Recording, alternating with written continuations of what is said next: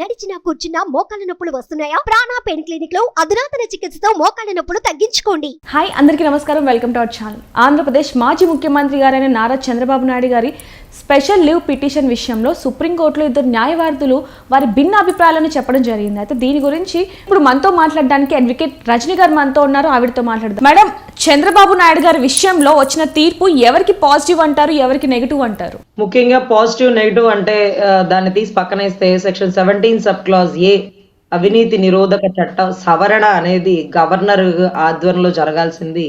14 సంవత్సరాలు ముఖ్యమంత్రిగా ఉన్న వ్యక్తిని ఏ మాత్రం ఆధారాలు తీసుకురాకుండా కేవలం ఆరోపణలతో చేస్తూ కేసులు నమోదు చేస్తూ ఒకదానికి బెయిల్ వస్తుంటే ఇంకో కేసు, ఇంకో దానికి బెయిల్ వస్తుంటే ఇంకో కేసు వేసే పర్వం అనేది రాజకీయ కుట్రకోణం అనేది తెలుస్తుందండి. నంజాల్లో క్యాన్వాయ్లో పడుకుని ఉన్నటువంటి ఒక వ్యక్తి తెల్లవారుజామున 3-4 నిద్రలేపేస్తూ చుట్టూ అంతా మంది మార్పడం, బందీ బలగాన్ని తీసుకుని అర్ధరాత్రులు అపరాత్రులను లేకుండా ఇబ్బందికర పరిస్థితుల్లో ఆయన్ని అరెస్ట్ చేసినటువంటి పర్వం దృశ్యం రాష్ట్ర ప్రజల మనసుల్ని కలిచివేసిందండి. ఈ రోజు నిజంగా ఒకవేళ చంద్రబాబు గారు తప్పు చేస్తే మీరు ఆధారాలు తీసుకురావాలి. ఆరోపణలు వేశారు. ఈరోజు కొండంతవి ఎలుకను పండినట్టుగా 370 కోట్ల స్కామ్ అన్నారు. ఈ రిమాండ్ రిపోర్ట్ లో 245 కోట్లు 41 కోట్లనే ప్రస్తావించి ఉంది. వీటన్నిటికంటే మించి సిఐడి 2 రోజులు విచారణ చేసినప్పుడు చంద్రబాబు గారి దగ్గర నుంచి వాళ్ళు తెలుసుకున్న సమాచారం ఏంటంటే అకౌంట్లు అన్ని సీజ్ చేసి చూశారు. చూస్తే 27 కోట్లు మాత్రమే దొరికినాయి. ఆ 27 కోట్లు పార్టీ ఫండ్. సో ఆధారాలు లేకుండా స్కిల్ డెవలప్మెంట్ అంటాడు, ఇన్నర్ రింగ్ రోడ్ అంటాడు. అసలు రాజధానే లేదురా మగడ, అంతా గ్రాఫిక్స్ అని నువ్వే చెప్తుంటివి. మరి రోడ్ ఎందుకు? గ్రాఫిక్స్ కి రోడ్ ఉంటుందా? అసలు రోడ్లు అంటే నీకు ఇళ్లే గ్రాఫిక్స్ అయితే రోడ్ గ్రాఫిక్స్ అవుదా? సో రోడ్ అంట ఇటు తిరిగితే లింగం రమేష్ గారి భూములకి లాభం వచ్చేసిద్దంట. ఆయన భూములు రేటు పెరిగింది కదా అని హెరిటేజ్ కి భూములు ఆయన కొనిస్తారంట. అసలు ఆయన ఎక్కడా, ఈయనెక్కడా? ప్రభుత్వం అంతా నీ చేతుల్లో ఉండి రోడ్డేది? కట్టడాలు ఎంత పెద్ద పెద్ద భవనాలు, ఇంద్రధనసులా కట్టే భవనాలు కట్టడాలు 4.5 సంవత్సరాలు, 4 సంవత్సరాల 9 నెలలు వచ్చేసిందండి. ఇక తుప్పట్టిపోయే పరిస్థితికి వచ్చిందండి. అంటే రాష్ట్రం కానీ, భవనాలు కానీ, మా పరిస్థితులు కానీ. సో ఇటువంటి అప్పుడు ఈ 17 సబ్ క్లాజ్ ఏ ఊరట కల్పించడం అనేది అవాస్తవం అండి. ఎందుకంటే ఊరట కల్పించేది చంద్రబాబు గారి మీద ఎలిగేషన్ చేసినప్పుడు అరెస్టు కాకుండా ఊరట కల్పించుంటే ఊపిరి పీల్చుకునే వాళ్ళు రాష్ట్ర ప్రజలు. ఈరోజు ఆయన 52 రోజులు జైల్లో వేశాక తీర్పు ఇటొస్తేనేమి అటొస్తేనేమి, అసలు రాకుండా ఉంటే ఇంకా బెటర్ అండి. ఎందుకంటే 17 సబ్ క్లాజ్ అప్లికబుల్ కాలేదనుకోండి, ఇంకొక 2 నెలలు ఆయన అన్నిటికీ యాంటిసిపేటరీ బెయిల్ వేసేసుకున్నాడు. ఎలక్షన్ కూడా ఆన్ అయితే ఇతను ముఖ్యమంత్రి కాకుండా సాధారణ పౌరుడితో సమానమైన వ్యక్తి.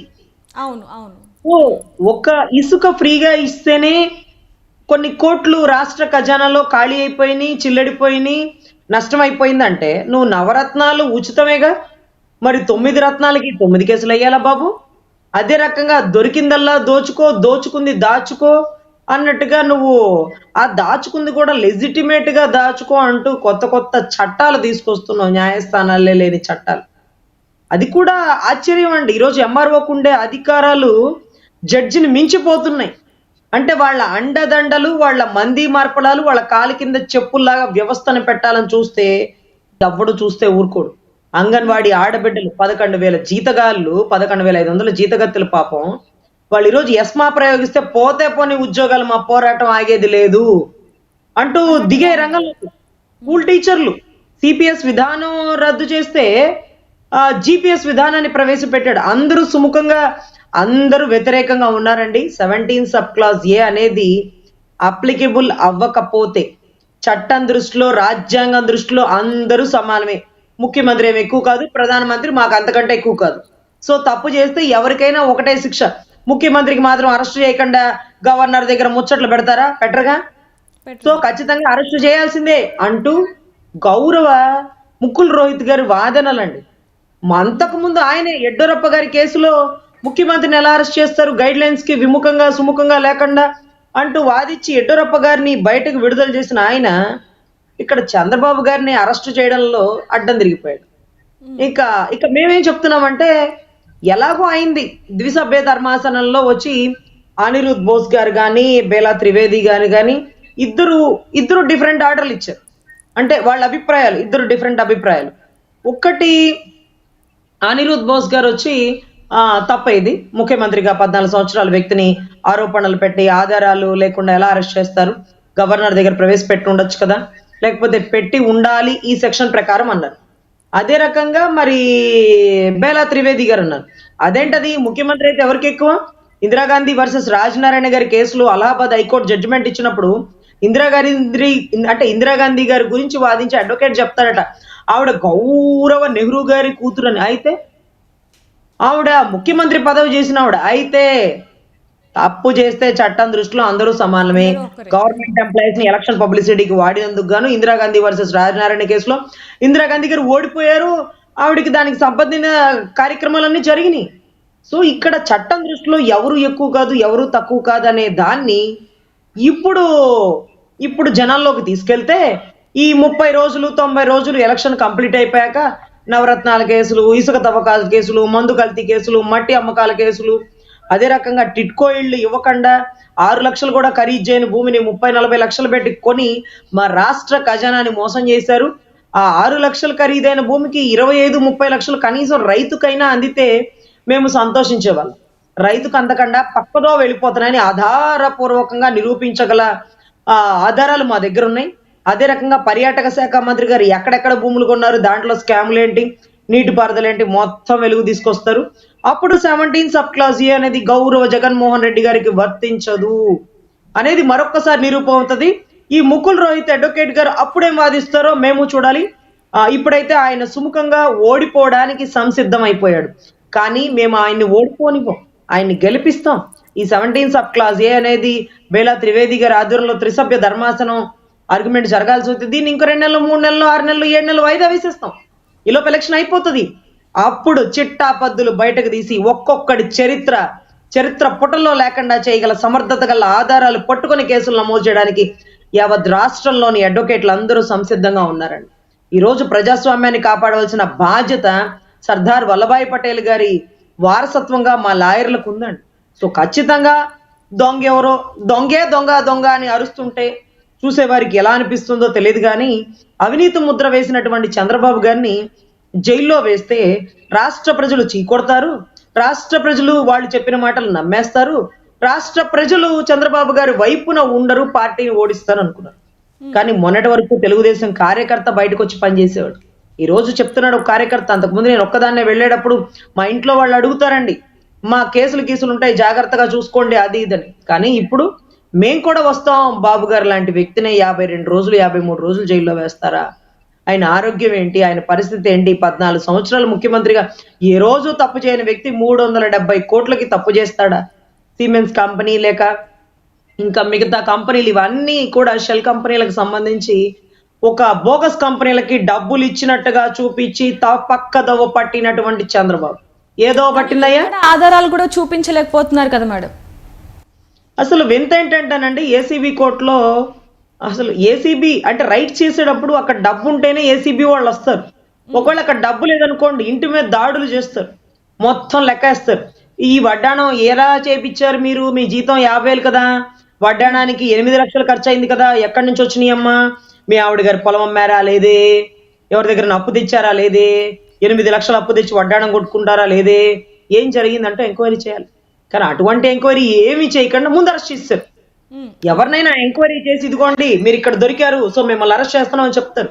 కానీ అరెస్ట్ చేసిన తర్వాత ఎంక్వైరీ చేస్తాం, విచారణ చేస్తాం, ఆధారాలు తీసుకొస్తాం అంటున్నటువంటి సిఐడి విభాగాన్ని చూస్తే నవ్వాలో ఏడవాలో అర్థం కాని పరిస్థితి అండి. 2 రోజులు చంద్రబాబు గారిని చెరసాల్లో విచారించిన తర్వాత ఆయన పర్సనల్ అకౌంట్స్ అన్ని ఎంక్వైరీ చేయడం బిగిన్ చేశారు. చేస్తే 27 కోట్లు దొరికినాయి అంటండి. కొండ తవ్వి ఎలుకని పట్టారు. ఏంటి ఎలుక నీ కథ అంటే 27 కోట్లు పార్టీ ఫండ్, ఆయన మీద ఉండే అభిమానంతో రాష్ట్ర ప్రజల్లో అమెరికా వాళ్ళు ఎన్ఆర్ఐలు ఇచ్చిన డబ్బులు అవి అంటూ ఒక్కొక్కరు ఎంత ఇచ్చారో కూడా ఆధారపూర్వకంగా ఉంది. సో నోటు మీద వేలేసుకొని 2016 నవంబర్లో ఉన్నటువంటి స్కిల్ డెవలప్మెంట్ ఏదైతే ఉందో కరోనా టైంలో కూడా కొనసాగుతూ స్టిల్ ఈ రోజుకు కూడా కొనసాగుతుంది. అంటే 3,86,000 మంది నిరుద్యోగులకు ఉపాధి కల్పించినటువంటి కోచింగ్ ఇచ్చినటువంటి స్కిల్ డెవలప్మెంట్. అదే రకంగా ఆయన వెళ్ళినటువంటి ఏది మన రాజమండ్రి సెంట్రల్ జైల్లోని స్నేహ బ్లాక్ కి అతి సమీపంలోనే ఆయన స్కిల్ డెవలప్మెంట్ సెంటర్ ఉంది. ఆయన అనుకున్నారు ఏంటి నేను చేసిన అన్యాయం అంటే, లేదు సార్ మీరు చాలా న్యాయం చేశారు, మా లాంటి జైల్లో ముద్దాయిలు కూడా ఈ కంప్యూటర్ కోర్సులు నేర్చుకొని బయటికి వెళ్తే మేము బతకగలం అన్న ధైర్యం జైల్లో ఉన్న ముద్దాయిలకు కూడా మీరు ఇచ్చారు సార్ అంటూ ఆయనకి ధన్యవాదాలు చెప్పినటువంటి సమయం మేము చూసాం. సో దీనికి తరుణం ఏంటంటేనంటే ఇన్నర్ రింగ్ రోడ్ అంటారు. రాష్ట్రానికి రాజధాని లేదంటే రోడ్ ఇటు తిరిగింది అంటాడు. గాల్లో మేడలు కడుతున్నటువంటి గౌరవ జగన్మోహన్ రెడ్డి గారికి పేక మేడలా కూలిపోబోతుంది నీ పార్టీ. కాంగ్రెస్ పార్టీలో విలీనం కాబోతుంది. 17 సబ్ క్లాజ్ ఏ అప్లికేబుల్ కాకపోతే ముందు ఇరుక్కునే ముద్దాయివి నువ్వే. ఎలక్షన్ అయిపోగానే నువ్వు నీ శాఖలన్నీ మొత్తం రాజమండ్రి సెంట్రల్ జైలుకే. సో ఖచ్చితంగా దయచేసి దానికి కూడా బులుగు రంగు వేయించుకుంటే బెటర్. మీకు బులుగులేందే మీరు అసలు ఎక్కడికి అడుగు వేయరని తెలిసింది.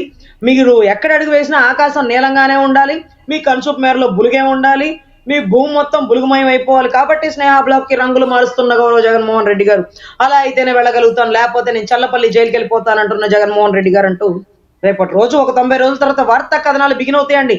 మన బులుగు సాక్షి ఛానల్, మన బులుగు పేమెంట్ ఛానల్స్ ఇవన్నీ కూడా బయటకు వచ్చి స్నేహ బ్లాకులకు రంగులు వేస్తాయి. అంటే ఎవరు తీసుకున్న గోతులు వారే పడతారు. ఈ చోట కర్మ ఈ చోట. ఏదైతే చంద్రబాబు గారిని ఇరికించాలని సెక్షన్ 17 సబ్ క్లాస్ ఏ ముకుల్ రోహిత్ గారితో కేసు వేయించారో, గౌరవ్ ముకుల్ రోహిత్ గారు అంతకు ముందు యడ్యూరప్ప గారి కేసులో ముఖ్యమంత్రి గారికి ఇటువంటివి అంటావు, ఏమన్నా తప్పు చేస్తే మీరు గవర్నర్ ముందు విచారణ చేయాలి కానీ ఒక మాజీ ముఖ్యమంత్రిని అవమానపరచకూడదు అంటూ కింద ఉన్న ఐఏఎస్లు సమాధానం చెప్పాలి కానీ ముఖ్యమంత్రికి ఏం సంబంధం అంటూ యడ్యూరప్ప గారి కేసు వాదించినటువంటి ముకుల్ రోహిత్ గారు ఈ రోజు ముఖ్యమంత్రి అయితే ఎవరికి ఎక్కువ, రాజ్యాంగంలో అందరూ సమానులని వాయించినటువంటి ముకుల్ రోహిత్ గారు రేపు మీరు అరెస్ట్ అయినప్పుడు ఆయన కేసు ఎటు తీసుకుంటారో, ఎవరి పక్షాన మాట్లాడతారో అది కూడా చూడాలి. ఈ రోజు యడ్యూరప్ప గారు గెలవడం మాకు ముఖ్యం. యడ్యూరప్ప గారు ఓడిపోయారు అనుకోండి, 17 సబ్ క్లాస్ అప్లికబుల్ అవ్వదు, మీరు కూడా తప్పించుకుంటారు. మేము ఎలాగో 52 రోజులు 53 రోజులు జైల్లో అనుభవించేశారు, ప్రజాక్షేత్రంలోకి అడుగు పెట్టేశాడు. రానున్న కాలంలో రాష్ట్ర ప్రజలకి మంచి చేసే పర్వం, ప్రజాస్వామ్యాన్ని కాపాడే పర్వం, ఎలక్షన్ మూమెంట్ నడుస్తుంది కాబట్టి ఇది అయిపోయాక విచారణ జరిగితే, ఇది ఇప్పుడు జస్టిస్ అంటే బేలా త్రివేది గారు ఏం చెప్పారంటే త్రిసభ్య ధర్మాసనం దగ్గర మరొక్కసారి విచారణ చేయాలి. తప్పు చేస్తే ముఖ్యమంత్రికి మాత్రమే వెసులుబాటు కల్పించడం ఇది కరెక్ట్ కాదు కదా. రేపటి రోజు ఇది అదునుగా తీసుకొని ఎంతో మంది ముఖ్యమంత్రులు తప్పు చేసేస్తారు ముఖ్యమంత్రి ముసుగులో అంటూ ఈరోజు బేలా త్రివేది గారు త్రిసభ్య ధర్మాసనం ఇచ్చే దాంట్లో ఆర్గ్యుమెంట్స్ పెట్టుకోండి, అక్కడ కేసు ట్రాన్స్ఫర్ చేస్తున్నానని చెప్పడం చాలా సుముఖంగా పరిణామం భావిస్తున్నామండి. 100% రానున్న కాలంలో ఎలక్షన్ అయిపోయాక పెద్ద పెద్ద తిమింగలాలు సొరలు పడబోతున్న ఈ వలలో, వారు వేసుకున్న వలలో వారే పడబోతున్నారు, వారు తీసిన ఊబిలో వారే కూరుకుపోబోతున్నారు. ఈ చోట కర్మ ఈ చోటనండి. చంద్రబాబు కంట కన్నీరు తెప్పించినటువంటి ఈ ప్రభుత్వం, భువనేశ్వరమ్మ గారి బాధకు గురిపెట్టినటువంటి ఈ ప్రభుత్వం, లోకేష్ గారి కుటుంబాన్ని ఒంటరి చేసినటువంటి ఈ ప్రభుత్వానికి వ్యతిరేకంగా రాష్ట్ర ప్రజలందరూ ఒకటై, ప్రతిపక్ష పార్టీలన్నీ ఒకటై ఒకేసారి మూకుపడి దాడి చేస్తే 10 తలల రావణాసుడైనా గద్దెదించడంలో ఈ రోజు రాష్ట్ర ప్రజలు కానీ ప్రతిపక్ష పార్టీలు కానీ అందరూ కలిసి ఒక నిశ్చయంగా పూనుకున్నారండి. సో ఖచ్చితంగా వాళ్ళు అనుకున్న సంకల్పంలో వాళ్ళు విజయం సాధించాలని మనస్ఫూర్తిగా కోరుకుంటూ 17 సబ్ క్లాజ్ ఏ అప్లికబుల్ అవ్వకపోయినా అయినా మాకు ఎటువంటి నష్టం లేదు. ప్రజాక్షేత్రంలో మా నాయకుడు దిగాడు, నవ్యాంధ్ర నిర్మాత అనేటటువంటి చంద్రబాబు నాయుడు గారు ఈ క్షణంలో అన్నిటికీ సిద్ధమయ్యే దిగాడు కాబట్టి యాంటిసిపేటరీ బెయిల్స్ అన్ని రెడీగా ఉన్నాయి.